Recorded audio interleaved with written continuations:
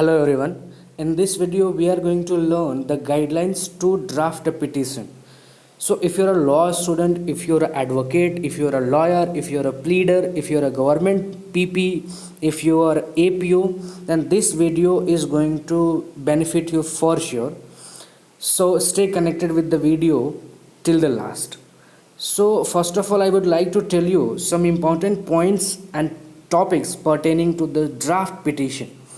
So, as you all know that the writing of a petition is an art, there is no any particular specimen for the preparing a draft of a petition.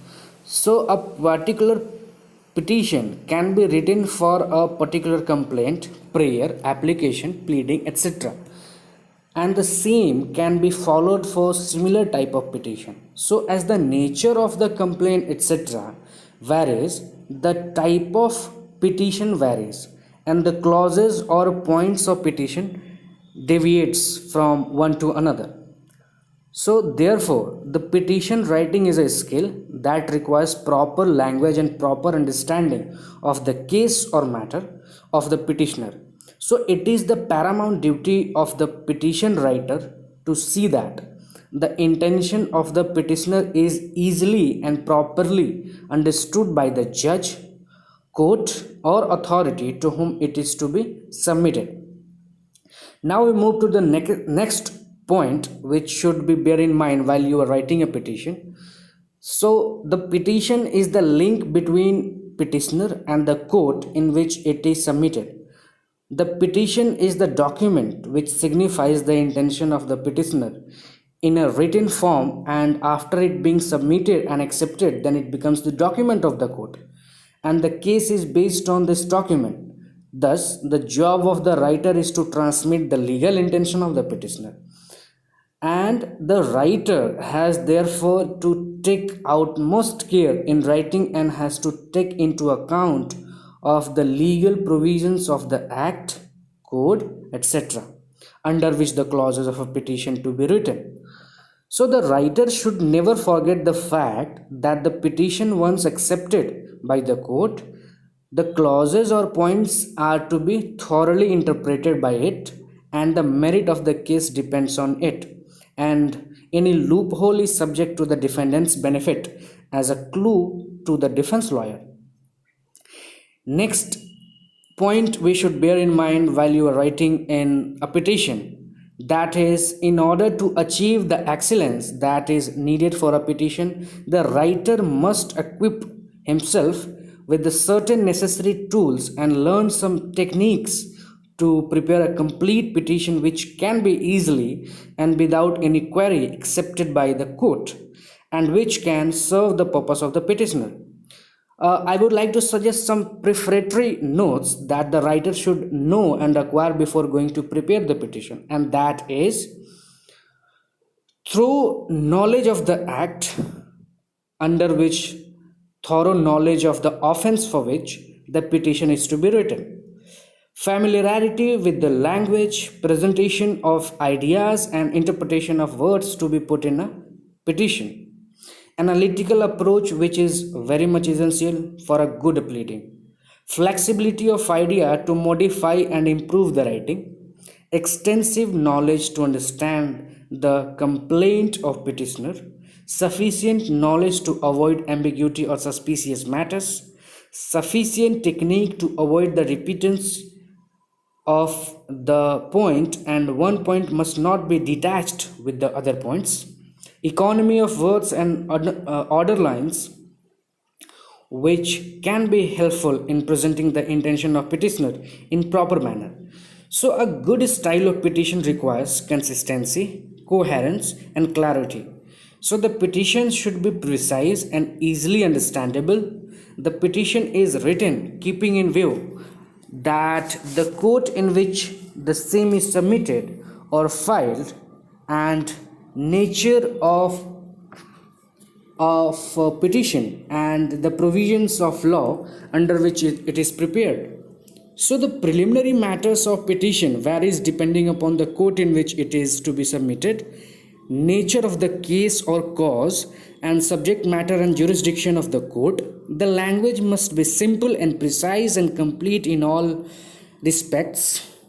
That is, when a criminal pleading is prepared, the language should be based on such type of legal words, so that the court should not deviate from the sequence or precedent of the language while going through the petition. Now you can see the slide and you on your screen that contains general contents of a pleading, petition, complaint, etc. So for that, like, the criminal pleading should be written in language of law, arranged in orderly manner which is commonly adopted for the purpose. If the arrangements of a pleading is in accordance with the common practice, there is some foundation that various clauses are in proper order. So there are some points to be remembered, and they are like commencement part.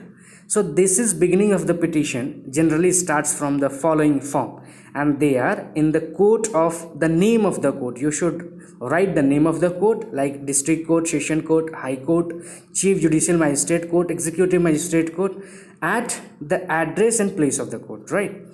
Next we have this part indicates in which court the complaint etc is to be filed, the designation of judge, and the place or an address of the court or city where the court functions. Second is case number. In this part the case number is to be written. This helps the court, lawyer and petitioner for reference at any time of need.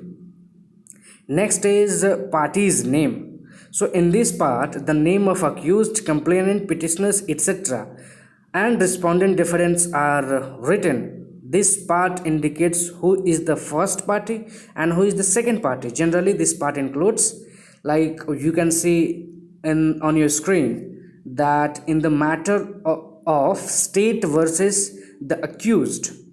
So sections of act, code, sections under IPC etc is written just after the party's name, so that the court can easily know the offense and its procedures.